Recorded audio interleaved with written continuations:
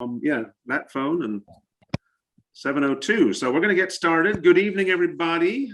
Welcome. This is Iain MacLeod.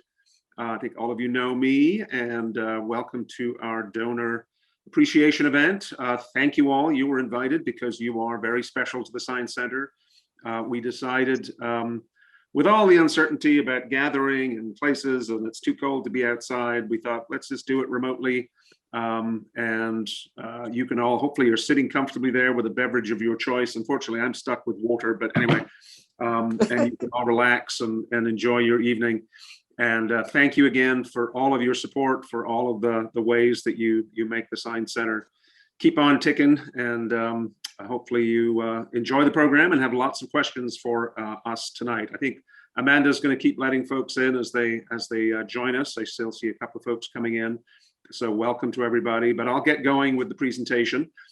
This is a presentation that I put together 2 or 3 years ago now, called Canaries in the Coalmine, looking at bird population declines in New Hampshire. I'm going to be joined later on. Let me just put the slide, make sure the slide is going to move forward here. Oh, there we go. We're then going to focus in, do a little sort of Q&A at the end, and I'll be joined by Ken Klapper, who is here.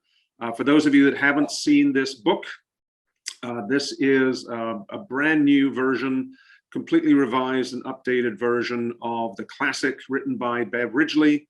Has been out of print for many, many years. I guess it was last published in 1988. And it was time to do a new version. Unfortunately, Bev died a few years back, and Bob couldn't think of a better way to memorialize and celebrate his father than updating the book with Ken's help. I was honored to be part of the team putting this together, doing the layout and the production, and the Science Center is the publisher of the book, and all proceeds benefit the Science Center. So a big thanks to Bob and Ken. We had hoped that Bob could join us tonight. He had some surgery a couple of weeks back that he's recovering from, so hopefully he's doing well. We kind of didn't want to put him in the program. We hoped that he might be able to make it, but I'm delighted that Ken is here. So we'll do a Q&A at the end, talk about the book, maybe focus in on some questions that you have about bird populations here in the Lakes region. So a little bit about the genesis of this program. So in 2019, a paper was published in the publication Science, entitled Decline of the North American Avifauna, with lead author Kenneth Rosenberg. And I'll read a little bit from the abstract. It says, using multiple and independent monitoring networks, we report population losses across much of North America avifauna over 48 years, including once common species and from most biomes. Integration of range-wide population trajectories and size estimates indicates a net loss approaching 3 billion birds, or 29% of 1970 abundance. This loss of bird abundance signals an urgent need to address threats to avert future avifaunal collapse and associated loss of ecosystem integrity, function, and services. And they had some very interesting, very compelling, nicely put together graphs and pie charts that presented the data. Not all birds are declining. You can see, hopefully you can see my pointer here. If I have to move it over here, can you see that pointer? So we have a small pie chart at the bottom here that shows birds, groups of birds that are actually increasing, but the vast majority, this big red pie chart above, are declining. So some of the species are fairly obvious. Raptors are actually doing very well. A lot of resources have been put into bringing things like bald eagles, ospreys, peregrines back from the brink of extinction. So a lot of resources put into bringing raptors back. Turkeys and grouse are doing very well. Anyone who's driven along Route 113 in the last couple of weeks knows there's a heck of a lot of turkeys about. So turkey populations are doing very well. So that maybe wasn't a surprise. Same with ducks and geese, a lot of resources, a lot of national wildlife refuges focused on waterfowl. But surprises there, gnatcatchers and vireos increasing, and yet the vast majority of other songbirds, thrushes, flycatchers, all of our aerial insectivores, swallows, nighthawks, swifts, finches, larks, blackbirds, all of our warblers, or most of our wood warblers in general, and American sparrows declining, as well as some invasive species, starlings and old world sparrows, which are the English sparrows. And we'll talk about that in a little bit. So they presented it in different ways. This is just a different way of kind of looking at the same data here on the right. They also looked at the trends over the years, showing a pretty dramatic decline and then sort of leveling off in the last few years, perhaps.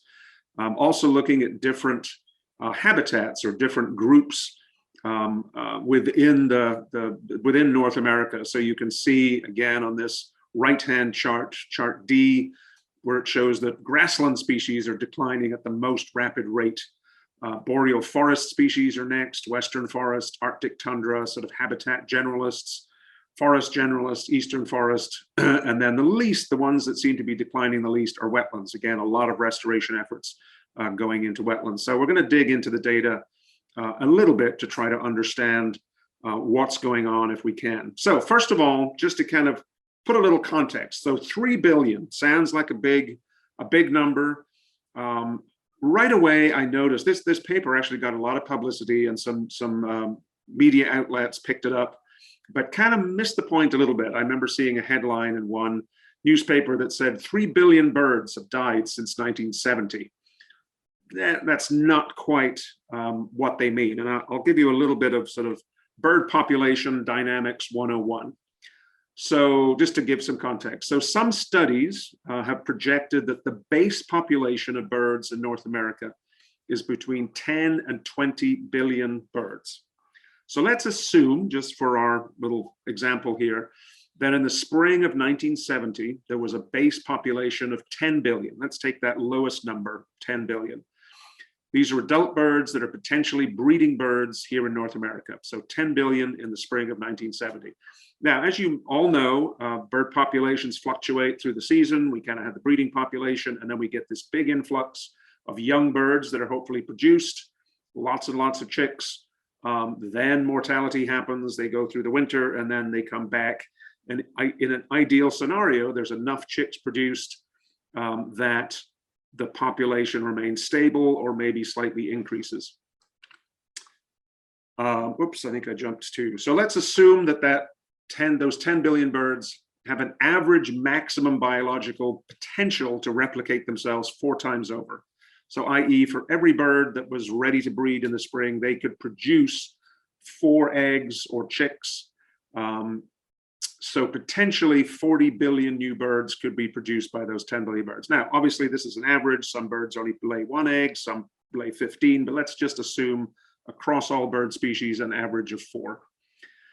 A net loss, which is how they describe this 3 billion, indicates that the average annual mortality rate is higher than the average hatch or fledge rate, or as we call it, recruitment. And it doesn't take much to tip the balance. Using the numbers in our scenario, a mortality rate of just 0.19% higher than recruitment over 48 years would result in the types of losses that they're talking about. So theoretically, in 1970, our base population of 10 billion with that sort of rate of recruitment and mortality would shrink to 7 billion as a base population by 2017. Another way to look at it is like a ledger. So imagine this is your checkbook. In 1970, you started out with a very healthy checkbook balance of $10 billion. And you had the potential to increase that by 40 billion over the course of that first year in investments and in sponsorships, whatever it might be. But your expenditures or your outflows and mortality rate in the bird world is more than that. 75 million more than the amount that you might generate. And so the following year, you will see the base number starts to decrease, the same calculation multiplying themselves 4 times over, the same mortality rate. And over the course of several years, that population goes from 10 billion down to 7 billion if you keep on that same. So that's the sort of mortality that they're talking about. So in that 48 years, 1.6 trillion birds might have been hatched and 1.6 trillion birds might have died. So it's that 3 billion number, I think, confused people. But basically the base population, they are saying, has declined by close to 30%, about 29% down to, from let's say our 10 billion down to 7 billion. Hopefully that makes sense to kind of get us all on the same page. So where do we get that data, and how do we look more closely at New Hampshire? So the best source of data that they used, a huge data set, was the Breeding Bird Survey that was created in the early 60s by the US Geological Survey out of the Patuxent Wildlife Research Center in Maryland. Right now, there are roughly 4,800 routes throughout North America and Mexico. And basically the BBS is as they describe it, a multinational, long-term, continent-wide avian monitoring program designed to track the status and trends of North American bird populations. So each one of these routes is about 25.5 miles long, consisting of 50 point count locations. The stops are spaced half a mile apart. You drive from one point to the next, you get out for 3 minutes, and you listen and you count all the birds that you can hear or see in that 3-minute period. You're not scanning distant ridges. You're generally looking for the birds that are around you, maybe up to a quarter of a mile away. Surveys are done once a year during the breeding season, pretty much for all of New Hampshire, that's June. Surveys start half an hour before local sunrise, and they should be completed within 5 hours. They have to be done in one stretch. You can't go halfway through and say, I'll do the other one tomorrow. If you get rained out, if your car breaks down halfway through, you abandon the effort and you start again. You have to do the 50 points counted within that roughly 5 hour period on the same day. And so these surveys are done in exactly the same way all over the country. So it's a very well coordinated data set. Here are the locations of routes here in New England. Right now, there are 23 routes in New Hampshire. Looks like Vermont has roughly the same number, Maine, etc. So they're scattered all over the country. The route that I do is called the Milan route. So it starts, the first point is actually the town of Dummer, and it travels down through Milan into Berlin, crosses over the Androscoggin River, continues on the road that parallels the Androscoggin on the west side, or the east side, I should say, and it ends up at the last point in Dummer. And there are 50 little triangles here, roughly half a mile apart. And that survey has been done every year, except for a couple. There were a couple little period where 3 years were missed, but every year since 1966. So it's a really robust, and most of those counts have been done consistently every year all across the country since 1966. Every once in a while, new ones are added. Some are taken away for one reason or another. But generally, it's a very consistent count and a really wonderful way to compare data from one year to the next, and then from one site to the next. So this is what the data looks like for the Milan Breeding Bird Survey route. And you can see there's a steady decline in the number of birds counted. You can see the 3 years here that were missed in the late 80s into 1990. I've done a route for about 20 years, so I guess my count starts somewhere in here, but it was done before me by other folks.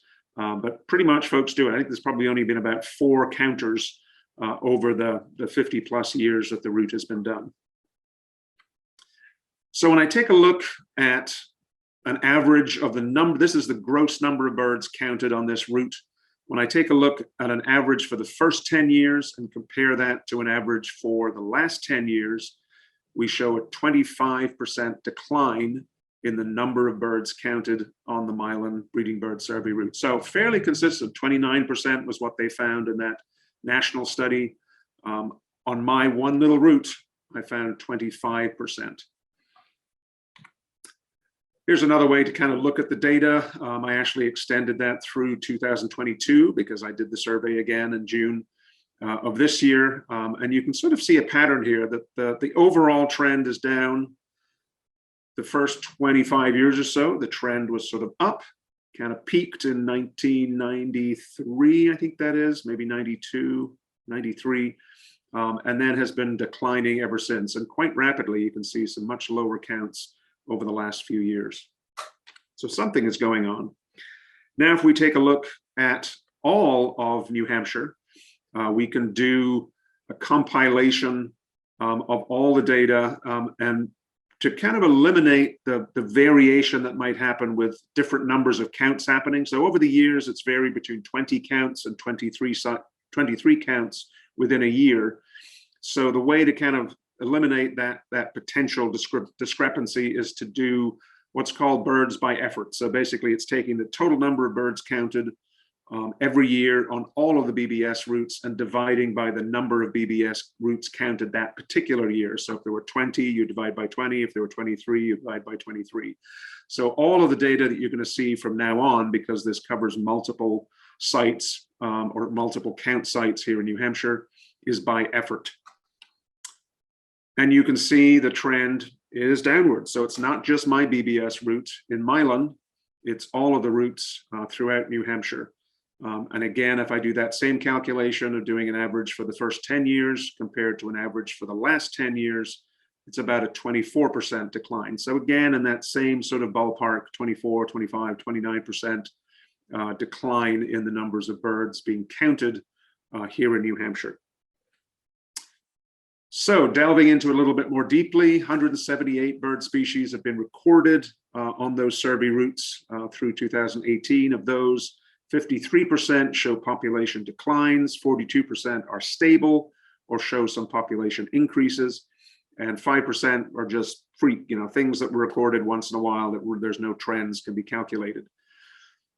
But of those 94 declining species, that 53%, those 94 declining species represented 76% of the overall count in between 1966 and 75, so the first 10-year period.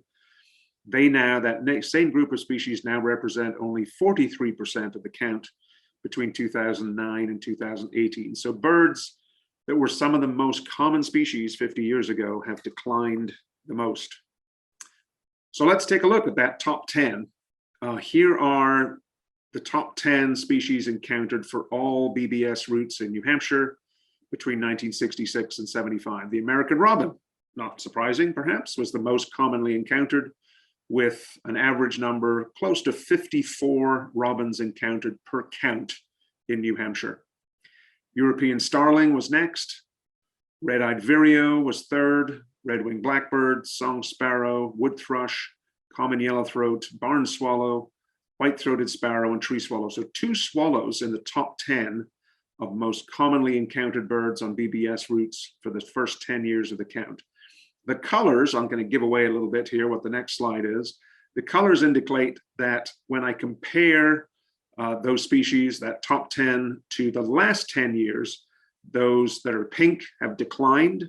And the only one that's increased of those 10 most common bird is the red-eyed vireo, which is exactly what their data said, was that vireos are doing quite well for some reason. And we'll dig into that a little bit more. So let's look at some of those species. That top 10, the American robin has declined on BBS routes in New Hampshire over the last, again, doing that comparison, the first 10 years to the last 10 years, by 37, almost 38%. So pretty steady, consistent decline. I'm not sure about this point. That may be an anomaly. I don't know why they had this terrific jump back in whatever it was, 1972. But you can see a pretty consistent trend ever since, and a steady decline over the years. You're going to see a lot of these maps too. This is straight off the Breeding Bird Survey website. They produce these maps for all of North America using the BBS data. The last time they updated those maps was 2015, so it's not right up to date, but it's pretty close. Basically, the 5 colors, red is bad. That means the biggest decline. Orange is a slight decline. Yellow is basically unchanged. Light blue, I'm sorry if you're colorblind, light blue is a slight increase, and dark blue is a more significant increase. So you can see for American robin, most of New England is orange, so a slight decline. Other places in North America seem to have increasing numbers of robins. So we're going to look at data for all of these top 10 species. The European starling, not a very popular bird, shouldn't really be here. An invasive species that was introduced, has been quite damaging to populations of birds, seen as a pest. But a beautiful bird. That was a photograph I took a few years back in the winter plumage, just a very, very attractive, pretty bird. And maybe folks will be happy to see this, but the population here in New Hampshire is declining quite dramatically, down 78%, almost 79%. Again, that comparison, 10 years, first 10 years to the last 10 years, but you can see the trajectory, the trend line is down, down, down. And again, when you look at the map straight off the BBS website, red everywhere here in the Northeast. So starlings are declining quite dramatically. The red-eyed vireo, the one that was increasing, sure enough, when we look at the data for all BBS routes in New Hampshire, you can see that trend line is going up. Kind of a funny wavy line. They kind of peaked and went down, but they're now definitely continuing to increase over the last 25 years. So a positive story for red-eyed vireo, and we'll talk a little bit more about that later. We look at the map, lots of blue here in the east, here in New England, red-eyed vireos are doing well. Anyone that's tried sitting out in their backyard with the new Merlin app where you can listen to bird calls, I've heard several people say, all we hear is red-eyed vireos. And that's indeed the case. Red-eyed vireos are doing very well in New Hampshire, and increasing. The beautiful red-winged blackbird, down 50% over the last 30, 50 years. Red-winged blackbird, again, the map, lots of red all over the Northeast. A few places scattered around where they're increasing, but generally a lot of red. White-throated sparrow, the data would indicate, again, making that same comparison of the first 10 years to the last 10 years, that they're declined by 33%. But I think there's a little bit of an anomaly here. They obviously increased pretty high numbers. If you just looked at the last 25 years, they look like they're pretty stable. In fact, maybe slightly increasing. So I don't think song sparrows are declining too much right now. The map kind of shows that slight decline, maybe a little bit of red here and there, but kind of a mix of colors. The beautiful wood thrush, one of the most beautiful songs of any bird. 84.5% decline here in New Hampshire. So the wood thrush is disappearing quite dramatically. And again, the map all throughout the east, lots of red. Common yellowthroat, down 20%, lots of red and orange.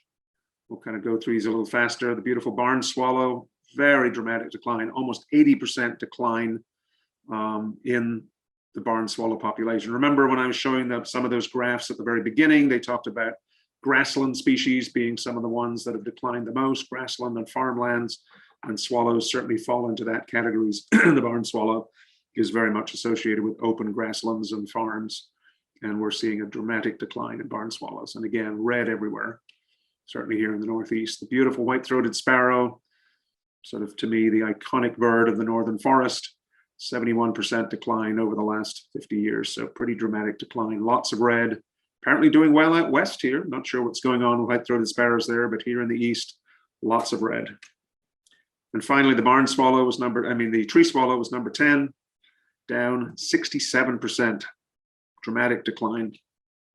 And again, lots of red here in the east, the Northeast anyway, but obviously some areas throughout the rest of North America where tree swallows apparently are doing quite well, but something's going on here in New England. So if we combine those top 10 species, we've seen about a 50% combined decline of all of those birds. So as I mentioned, some of the most common birds, we've seen some pretty significant declines. Now, if we look at what's changed, look at the combination of species, the top 10 species in the last 10 years between 2009 and 2018, and the red-eyed vireo has jumped up from number 3 to number 1 as being the most commonly encountered, heard, or seen bird on BBS routes in New Hampshire. Robin has slipped to number 2, still pretty common, but has declined. But then a whole bunch of birds have jumped into the top 10. The American crow came up from number 16 to number 3. Chipping sparrow was 21st back in the early days, is now number 4. Ovenbird, which is a type of warbler, is doing quite well, has leapt up from number 14. Black-capped chickadee doing well. Common yellowthroat has stayed at number 7, even though it's declined. Its relative position within that group is still 7th.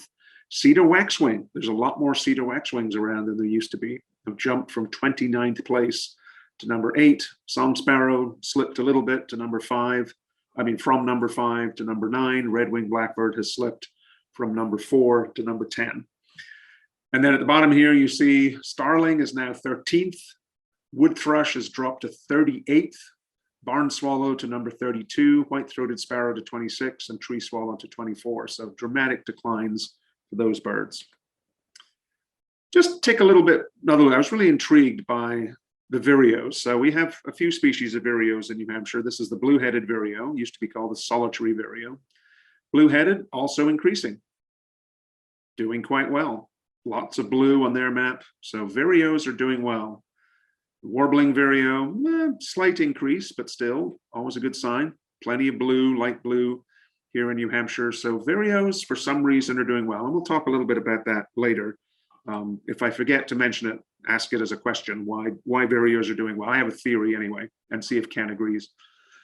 A few more iconic species that folks know well are our state bird, the purple finch, not doing well, 60% decline. Again, comparing that first 10 years to the last 10 years. And again, look at the map, a lot of red all over New Hampshire, Maine, and really all of New England. Purple finches are declining. The beautiful Baltimore oriole, 57% decline. Kind of a funny pattern, looks like sort of some peaks and valleys in their population, but overall a pretty steady decline. I know a lot of people have said they don't hear the oriole as much as they used to. Well, you're right, they're not around as much as they used to be. A lot of red, a lot of orange here in the Northeast. Eastern kingbird, 64% decline. An insect eater, big flycatcher, going down, down, down, lots of red. Mourning dove, interesting one. A lot of people have mourning doves around. Their population is actually going up. Very interesting trends with mourning doves that I haven't quite worked out what's going on. Overall, they have arrived really in New Hampshire. 60 years ago, they really weren't here. They just started arriving, spreading east and north into New England in the early 60s, reached a peak in about 1992, and then started to decline, a pretty steady decline. Don't understand that. When I first saw it, I thought, what's going on there? Why would mourning doves have reached a peak and then declined? Looking at some other species that have sort of spread into the Northeast and are doing very well, red-bellied woodpeckers.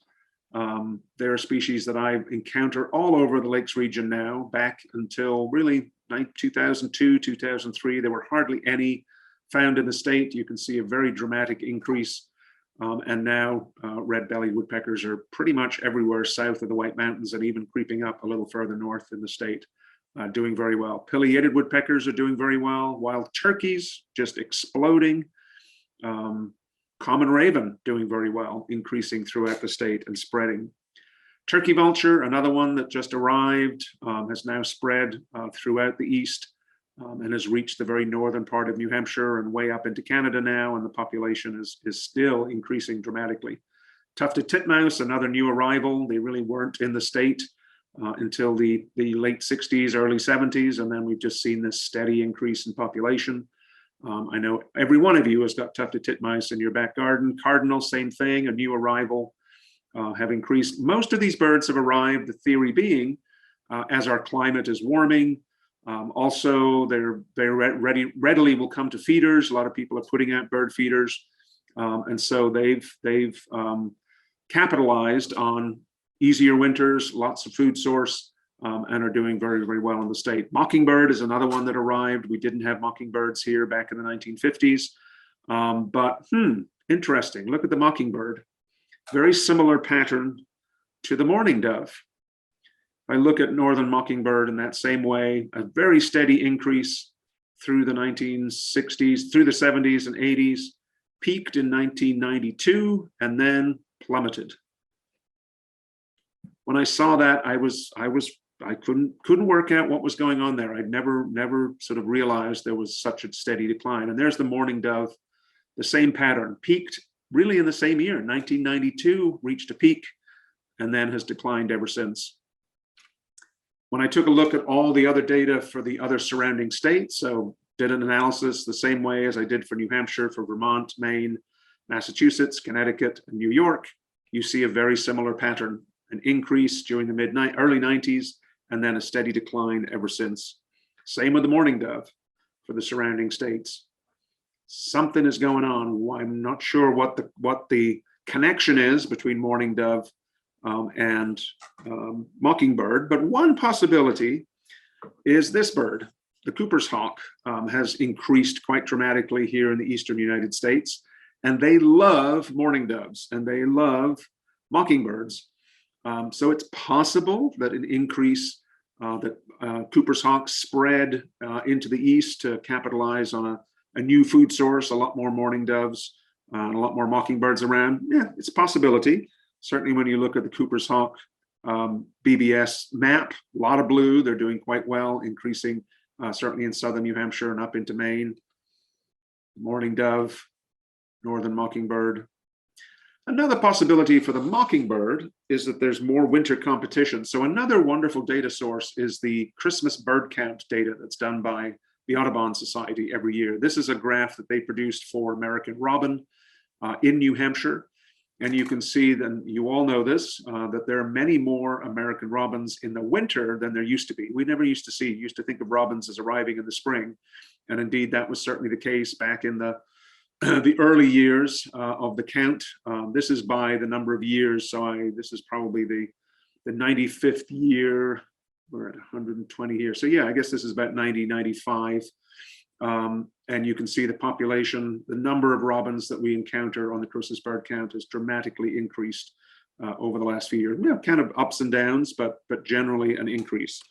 Same is true with cedar waxwing. A lot more cedar waxwings here in the wintertime than there used to be, and a lot more eastern bluebirds. And all three of these birds feed on berries, on berry bushes as their main winter food source. So it's possible that mockingbirds now have a lot of competition from all of these other birds. Of course, we see eruptive species like Bohemian waxwings. We've been seeing some pretty good years of Bohemian waxwings that also eat berries in addition to the cedar waxwings. And so, it's possible. I don't know for sure whether it's Cooper's hawks or whether it's this competition with other berry-eating birds, but that might explain the decline in mockingbirds. Mourning doves don't eat berries, so they're not connected to these additional frugivores coming in. But anyway, thinking of raptors, another interesting trend, another grassland species, the American kestrel, used to be quite a common bird around here, a dramatic decline here in New Hampshire and throughout the eastern seaboard of American kestrels. Again, a grassland species, very much reliant on those open hunting areas, and those areas are dwindling. There's a number of reasons of why kestrels might be declining, but I think habitat loss has certainly got to be part of it. A lot of red on their map, so kestrels are not doing well. Thinking of those grassland species, same color scheme here. Everyone that's in pink is declining. The only one that's increasing of what we would think of as grassland species is the eastern bluebird. Everything else is declining. Look at the eastern meadowlark here. 99% decline in eastern meadowlark is really quite staggering. This is all New Hampshire data. So eastern meadowlarks are becoming very, very rare. Field sparrows, cliff swallows, 91% decline. But eastern bluebird doing quite well, probably because we can put out nesting boxes for them to encourage them to nest. We can feed them. They'll readily come to feeders to eat suet and mealworms and things like that. So there's a way that we can artificially help that species, whereas the other ones on this list, not so much. So a lot of grassland species are disappearing. Just kind of look at some of these maps. We're not going to dwell on these for long, but a lot of red, eastern meadowlark here, and then the bluebird with lots of blue. So these maps are a very good way to kind of get a feel for how these populations are doing. So lots of data that I've thrown at you, lots of depressing stuff showing that a lot of birds are declining. So let's delve into a little bit, why might these bird populations be declining? So let's throw up a bunch of possibilities. Habitat loss, both in breeding and wintering areas, human population increases, causing urban sprawl, more outdoor cats, killing birds, window strikes, collisions with turbines, wind turbines, communications towers, vehicles, electric lines, electrocutions, invasive plant species, pesticides, poisons, declining insect populations, disease like West Nile, invasive forest pathogens, increasing disease within tree populations, increase in native mammalian predators. Some people have postulated we've got more predators around than we used to, more raptors around, and of course, rapid climate change has to be thrown into the mix as well. So let's kind of dig into these a little bit. Cats, a lot of publicity about cats taking birds. There are supposedly 86 million pet cats in North America and an additional 50 million feral cats. If you do some calculations based on some studies about how many of those cats are outdoors, how many actually would feed on birds. Of course, if a cat's outside, it's going to be preying on things. I know people say, oh, our cat doesn't kill anything. Well, if it's outside, it's killing little mammals, it's killing birds. They're predators, they can't help themselves, that's what they do. So numbers have been thrown out that perhaps up to 3.7, maybe even close to 4 billion birds a year are killed in the US by cats. I'll throw that number out there. Window strikes, this poor little, looks like a hermit thrush. Perhaps 60 million birds are killed each year in the US by hitting windows. These are our house windows, but also big windows on big tower blocks where they're lit up at night in migration season, when you see these awful videos of birds hitting on windows and dropping to the ground. Human population causing urban sprawl, more vehicles around, so more collisions with birds. This poor little mockingbird, it's been hit by a car. It's estimated that there are perhaps 200 million birds killed in the US by hitting vehicles.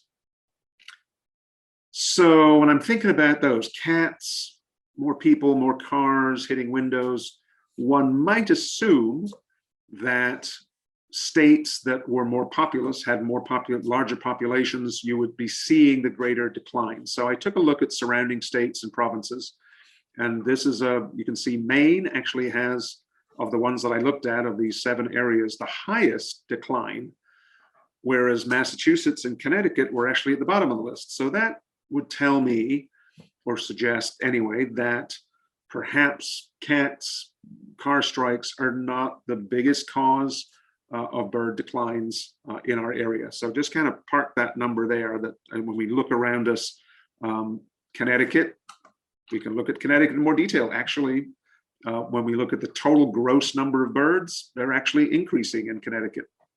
Sort of counterintuitive. Obviously, a lot more people, a lot more impact on the habitat, but the birds are sort of holding their own, at least on these breeding bird surveys. So let's look at some other possibilities. There are, certainly when I did this, put this together 3 years ago, I found online perhaps 50,000 wind turbines in the US. That number's maybe gone up in the last 3 years, I don't know. The only numbers I could find, not sure where the study was done, but quite a big spread here, but let's say 325,000 birds killed in the US each year. So not a huge number when we're looking at 4 million birds hitting windows and things like that. There are perhaps 300,000 communications towers. A study suggested that 7 million birds a year are killed in the US hitting towers, probably a lot of them at night. Again, that same spread, you would assume there are more towers, there are more infrastructure things for birds to hit in those states where there are more people, and yet the numbers indicate that Maine has a much higher decline in species than Massachusetts and Connecticut. Predators, are there more bird-eating mammalian predators around? Certainly a lot of populations are doing well. We've got more bears around than we've had for many, many years, for hundreds of years. Fisher, bobcats are doing well. We've seen, the squirrel-mageddon of all these squirrels. Certainly squirrels do predate bird nests and eggs. Raccoons will take a lot of eggs, will raid nests.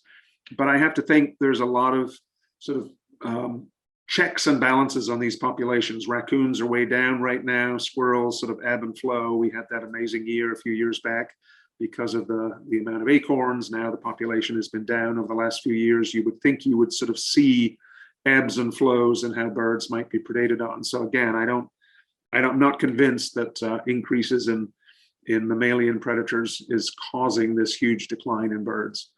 Raptors, certainly a lot of raptors are doing well. These are some of the ones that are the most associated with eating other birds. Cooper's hawks, merlin, peregrine falcon.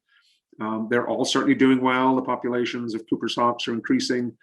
Peregrines have certainly increased. Merlins have been spreading. Sharpshins are sort of, there's indications that they might be declining a little bit. Northern goshawks are very much an ebb and flow species related to populations of snowshoe hares primarily. But if we were to add up, these are some population numbers that I was able to find online for North America. Maybe 3.4 million of these birds. If you did an extrapolation of how many birds they might kill in the course of a year, it's not an enormous number. If I kind of add all these into a pie chart of all the different things that we've looked at, turbines, electrocutions, towers, poisons, I found a number online, vehicle collisions, windows, raptors, that big number, the 3.7 million cats, it still leaves that gray area, that huge amount, if again, we're sort of taking that base number population of where that 28 billion birds are meeting their demise. So I think there are three elephants in the room that might be the cause of some of these major bird declines. The first one that I would throw out there is what's often been called the insect apocalypse. Obviously, a lot of bird species feed directly on insects. A lot of the species that we're seeing the biggest declines are insect-eating birds. Of course, everything is reliant on insects, the pollination of other foods, of berries, trees. And so the decline of insects has got to be having a major impact on bird populations throughout the world. New reports suggest that half of all insects may have been lost since 1970 as a result of destruction, use of heavy pesticides. That same report said 40% of the 1 million known species of insects are facing extinction in the world. Neonicotinoid pesticides linked to a crash in pollinator insects and impacts on body mass of migratory sparrows. This picture is very depressing. In China, they have to pollinate apple trees by hand because there were no insects left. This cartoon, some of you remember, I'm sure, driving at night and your windshield being covered in dead bugs. That really doesn't happen in the same way as it used to. Clearly, there's a major decline in insect populations, and that has to have a major impact on our bird populations. So the ban on the use of neonicotinoid pesticides is really important. There are some that have been banned. France just recently came out and banned all neonicotinoids, which is great, but there's still a lot of it out there, and it's still causing a lot of issues with our insects. The second elephant in the room has got to be habitat change and habitat destruction. This is a photograph from Haiti, which is basically an ecological disaster area for all kinds of reasons, socioeconomic reasons, political reasons, climate reasons, poverty. But a lot of our birds, migratory birds, pass through Haiti, winter in Haiti, or try to. And there's a projection that Haiti is going to lose its pretty much 100% of its forest within the next 2 decades. So certain parts of the tropics and the Caribbean, South America, Central America, where a lot of our migratory birds go, are seeing dramatic declines in the integrity of the landscape.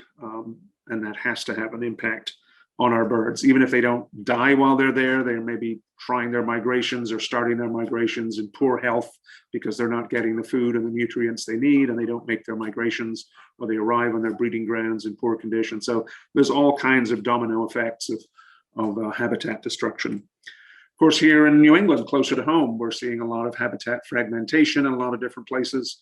Our grasslands are disappearing here in New England because fields are being turned into housing developments rather than farms.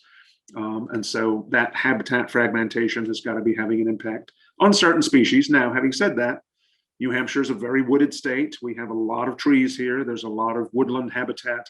But even in those seemingly pristine woodland habitats, we're seeing bird populations declining. And so something else is going on. But conservation, land conservation is really important. Hats off to our sister organization, the Land Conservation, at the Squam Lake Conservation Society, protecting habitat, protecting woodland forested landscapes within the watershed here. Obviously, this has to be done on a much wider scale, but it certainly starts right here. And we've got some some wonderful conserved lands within our watershed. And then the third and final elephant in the room has got to be climate change. We've all seen this graph, atmospheric CO2. We're at levels that we haven't seen in 800,000 years or more. Just the temperature is going up and up. Here's the global mean surface temperature. We've all seen these graphs. Some local data from New Hampshire showing the maximum temperature recorded at 3 locations in Hanover, Bethlehem, and First Connecticut Lakes between 1895 and 2012. And you just see this steady increase in temperature.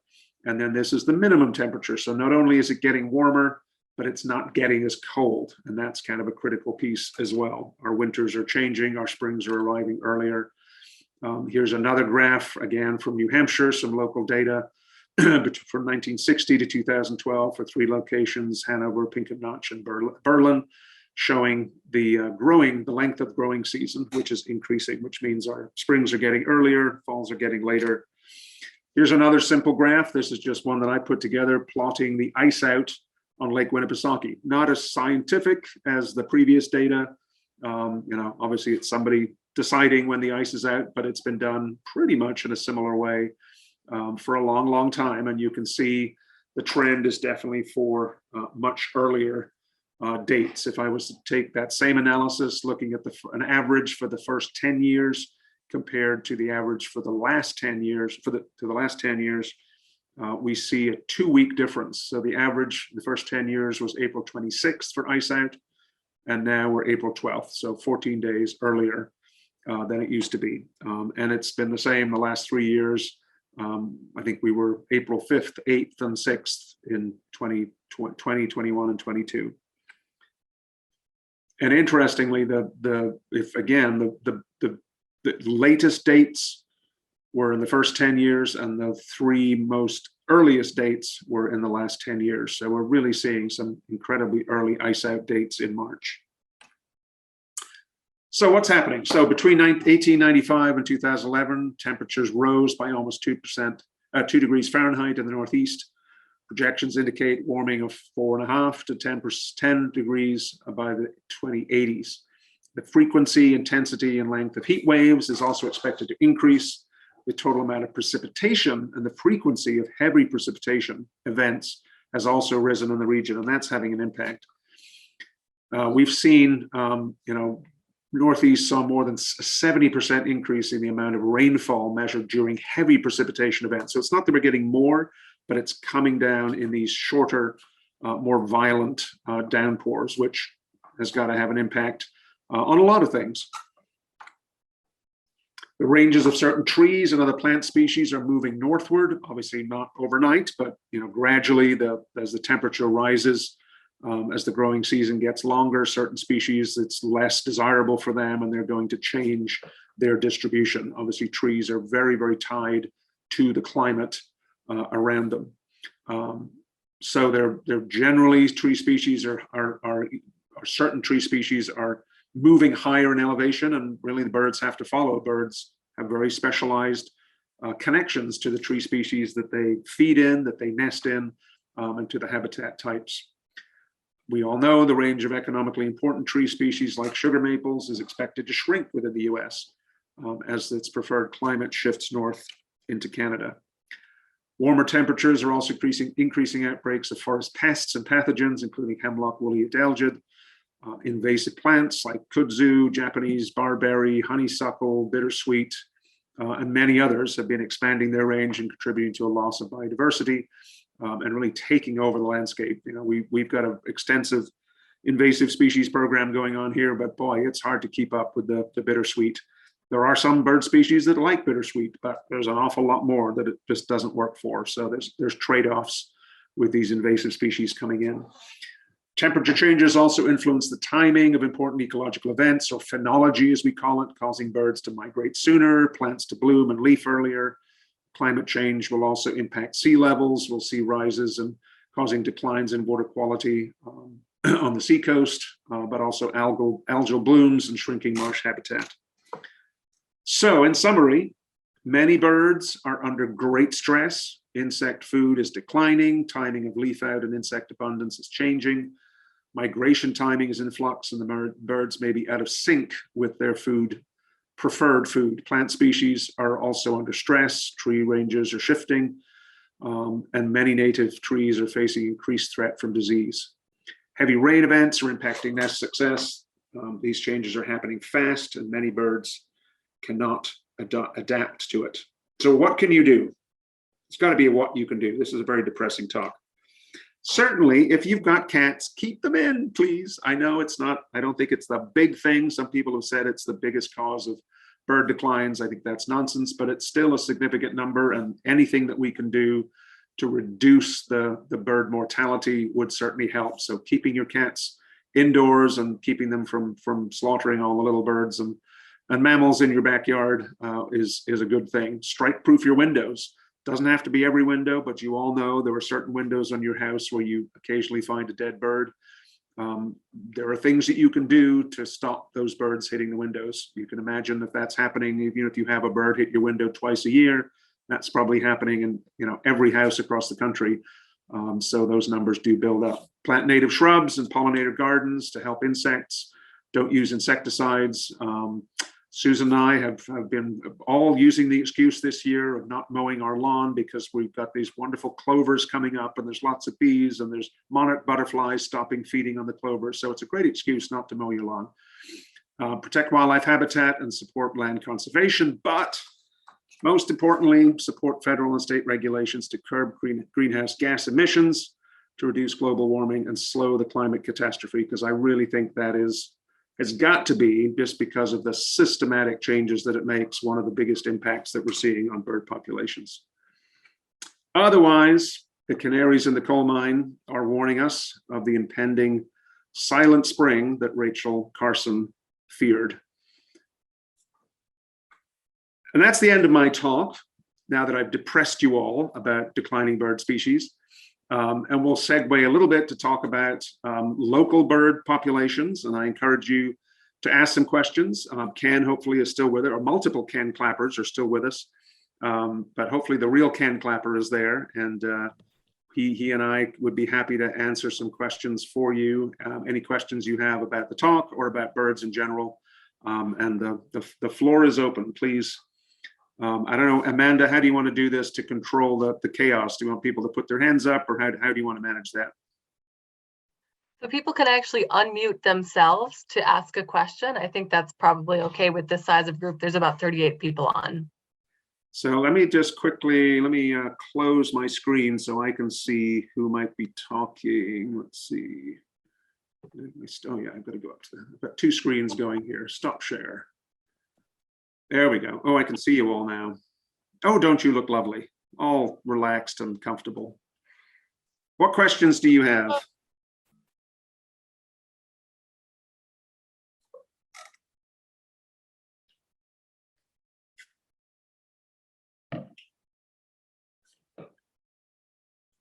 Anyone have a question? It's got to be questions. Oh, go ahead, Dom. You need to unmute yourself. You're muted.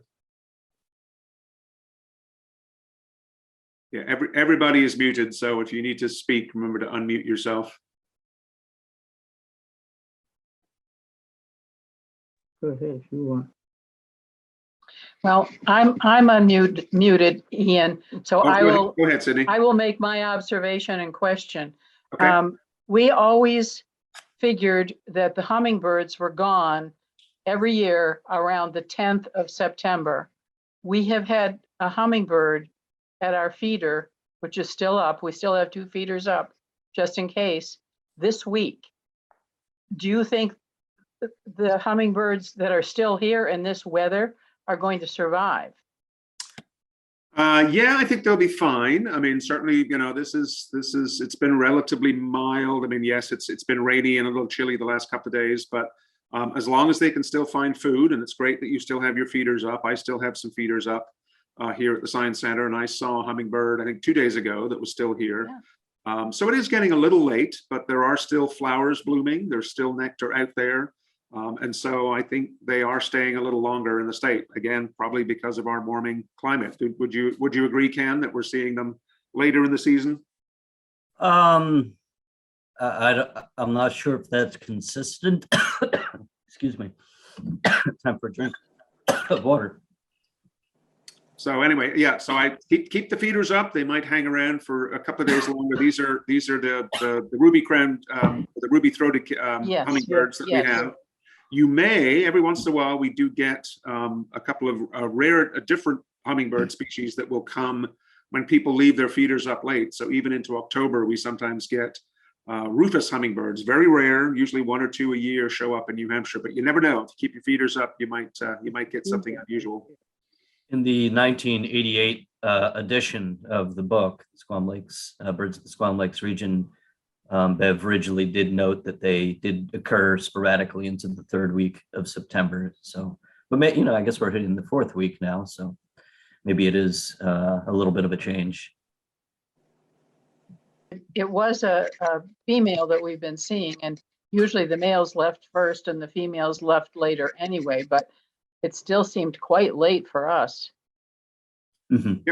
Yep, definitely on the late side. But hopefully it's doing fine. We'll get some energy from your feeders and head south soon. Yeah. Dom, did you manage to unmute yourself? Go ahead. Oh, yeah, I did. It's a small question, but it's something I've been wondering over time. And you made some points that brought it back to my mind. Like a lot of people, we put bird feeders out in the wintertime. And the thing about feeders that I've wondered, there are 2 factors, and you hit upon them a little bit. If you have birds come into feeders, they're more likely to spread disease in their population, number 1.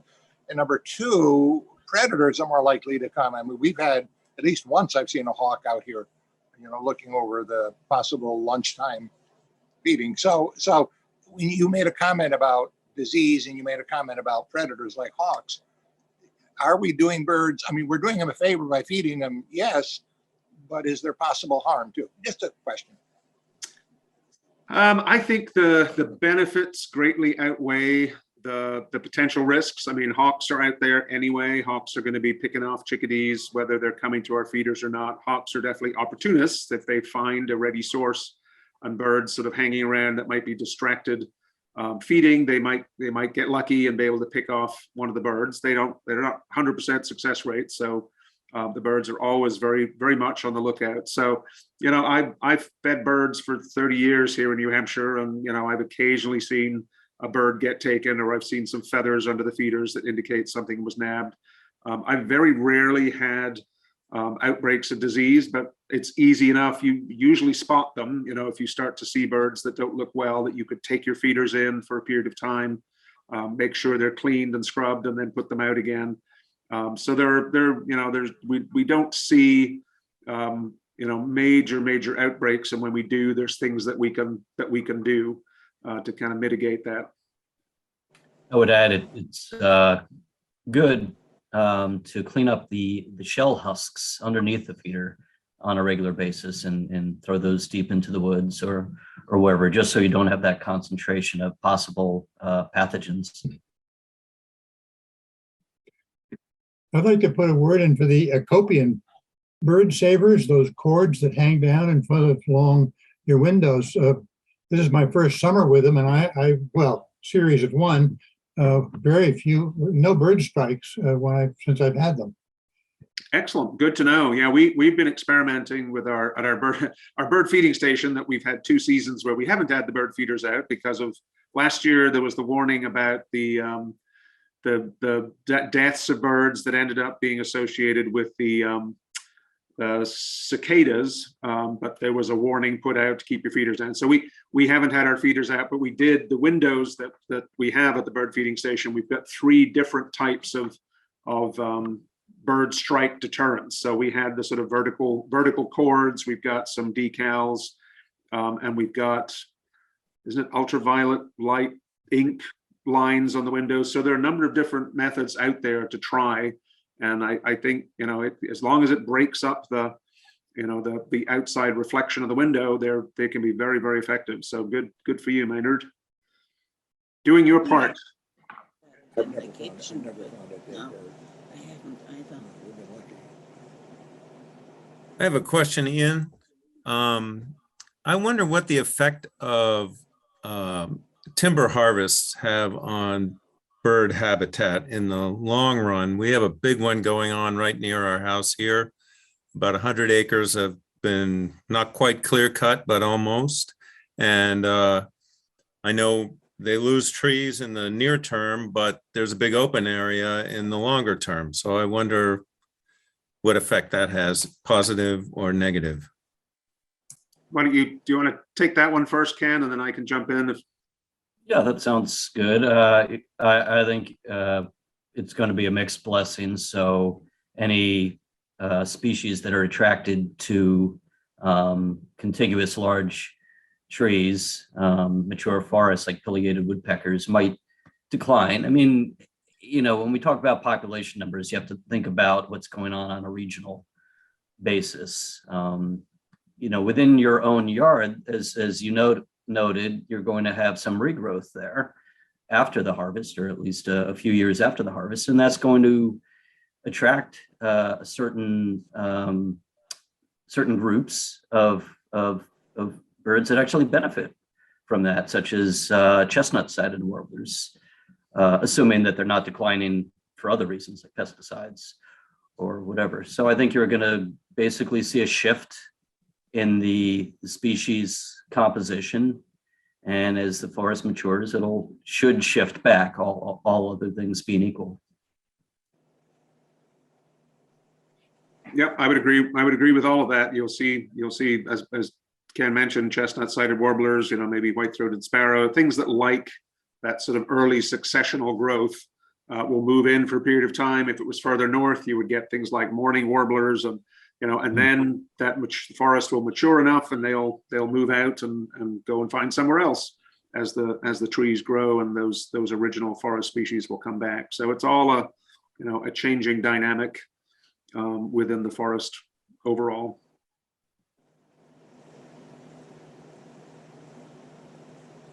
Of course, careful foresters, some might have more of a slant towards ecological forestry, whereas others are trying to maximize profit, might not be thinking about allowing seed trees to remain so that you have a source of new seeds or whatever your conservation goals are.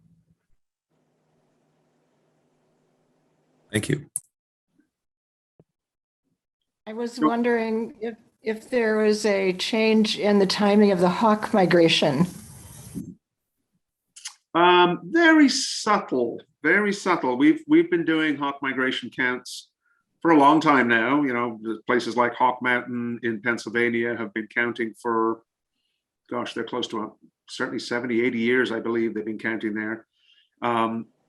And I think we're seeing a slight trend, but it's very subtle. You know, in New Hampshire, we used to always say the 15th of September was the peak for broad-wing hawk migration. Right now, the data at Packmanadnock, which is the major site that's monitored in New Hampshire, is their peak over the last 10 years, 15 years has been September 17th. Now, whether we were just wrong when we said the 15th and where, you know, how we came up with that date. So it's very subtle, but we're not seeing apparently a major shift in hawks moving a little later. Certainly not with broadwings. I think we are seeing some other species that are a more prolonged migration, and we're also seeing some fluctuations in the number of birds because they're doing what we call short stopping, because the temperatures are rising, the winters are not as severe. The actual counts of things like red-tailed hawks are down at hawk migration sites. We don't think the population is actually declining. We just think that fewer of them are migrating past those migration sites and more of them are staying further north. That could well be the case with sharp-shinned hawks. We've seen quite a decline in counts at some hawkwatch sites of sharp-shins, and we think they're just perhaps staying further north within New England and within Canada because they don't have to travel as far south. That's the theory. Certainly we're seeing, when we look at Chris's bird count data, you know, increased numbers of red-tailed hawks being counted in the winter in a lot of places. So we're seeing those sort of shifts. But what do you think, Ken? Any other observations on hawk migration? As with other species, migration timing seems to vary depending on whether the species is a shorter distance or a longer distance migrant. So these birds that are going all the way to South America, the thought is their timing is basically affected by their hormonal balance, which is based on the amount of light, the changes in daylight. So it's sort of thought to be more of a fixed thing, whereas shorter distance migrants, those that are staying within North America or the United States, are thought to respond at least as much to the availability of resources. So the thought is their migration timing might be more affected by climate change and everything that goes along with it. I don't know if there's been any studies on that, but I believe that was the theory.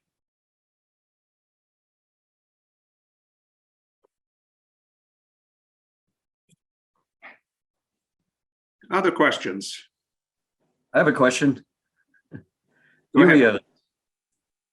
Vireos. So what's up with vireos? Oh, yes, the vireos, yes. So the only thing that I can think of with vireos, so just for those of you that aren't familiar with vireos, they look a lot like a warbler. They're a little bit more robust, a little heavier bill. They're strictly a woodland species. We have, as I listed 3 of them: the red-eyed vireo, which is the most common, the blue-headed vireo, warbling vireo. We do have a yellow-throated vireo, which I didn't mention, but it apparently is, doing okay as well. But they primarily feed on caterpillars, so they're gleaners. They're not catching aerial insects, but they're feeding on caterpillars. And it may well be that we're seeing more, invasive species of caterpillars that are attacking trees. Also, our canopy, our forest types are definitely very mature, and they like a mature forest canopy. They feed high up in the canopy tree level, in the leaf canopy. So it may well be that there's just a very abundant food source and a really major population or spread of mature trees that they like. But I think it has to be something to do with their food source and being more eating caterpillars more. What do you think, Ken? Does that make sense to you? Yes, I think the other half of it is what's happening in their winter range. So those species that are going to South America, what's happening there. And Bob Ridgely had an interesting thought, which he wrote about in the book.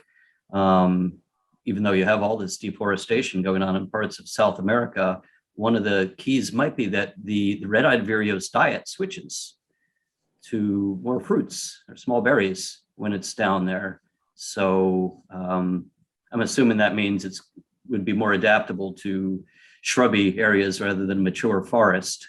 But anyway, that was his quick and dirty idea. Yeah, that would certainly make sense. If they're able to be more adaptable to a changing forest ecosystem down south, then yeah, they would arrive back in better shape. And interesting. Yeah, I probably read that, but I forgot that in the book. There's a lot of birds. A lot of words in the book. Hi, Iain. I'm Tricia Pinkard. This has just been fabulously informative. I'm wondering how and if we can gather as a group. Obviously, the 38 people, I think I heard you say on this call. How can we gather as a group to do good work for birds or spread the word, or how can we harness what you've started here?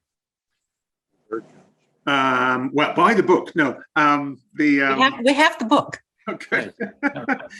As I listed, some of the things you can do in your own backyard are certainly going to be helpful. The biggest thing is being, politically active and voting for legislation or for, lawmakers that will make changes in the climate. If we're going to ignore the climate crisis and catastrophe, then, we're going to see, we ignore the fact that insects are dramatically declining.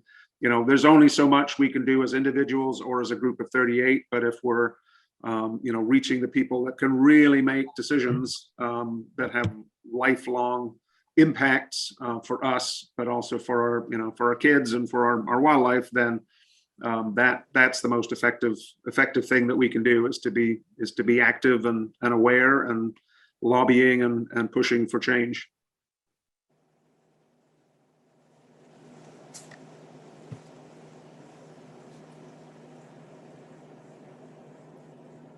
Any other questions? I don't think so. Yeah, I know.